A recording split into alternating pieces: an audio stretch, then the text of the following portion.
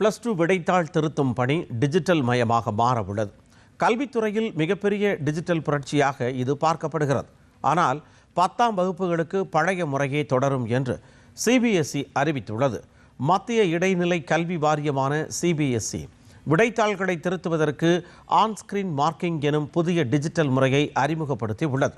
இதுவரை ஆசிரியர்கள் விடைத்தாட்களை பேனா கொண்டு திருத்தி வந்தனர். ஆனால் இனி மாணவர்கள் வழக்கம் போல விடைத்தாள்களில் தேர்வை எழுதினாலும் அந்த விடைத்தாள்கள் அனைத்தும் ஸ்கேன் செய்யப்பட்டு கம்ப்யூட்டரில் பதிவேற்றப்படும்.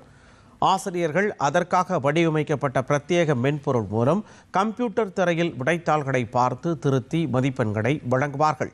இந்த நடைமுறை தற்பொழுது நடைபெறவுள்ள +2 பொதுத் தேர்வுக்கு உடனடியாக அமல்படுத்தப்படுகிறது. ஆனால் 10ஆம் வகுப்பு பொதுத் தேர்வுக்கு பழைய முறையே தொடரும் என்று சிபிஎஸ்இ அறிவித்துள்ளது. இந்த புதிய முறையில் விடைத்தாள் திருத்தும் பணிக்காக அனைத்து சிபிஎஸ்இ பள்ளிகளும் நாளைக்குள் தங்கள் பள்ளி ஆசிரியர்களின் முழு விவரங்களையும் இணையதளத்தில் பதிவேற்ற அறிவுறுத்தப்பட்டுள்ளது. ஆசிரியர்களுக்கு வரும் 14ஆம் தேதி முதல் 16ஆம் தேதி வரை இதற்கான ஆன்லைன் பயிற்சிகள் அளிக்கப்பட உள்ளது. சிபிஎஸ்இ இந்தியாவிலும் 26 நாடுகளிலும் ஆண்டுதோறும் 10 மற்றும் 12ஆம் வகுப்பு வாரிய தேர்வுகளை நடத்தி கிட்டத்தட்ட 46 லட்சம் மாணவர்களுக்கு சேவை செய்து வருவது குறிப்பிடத்தக்கது.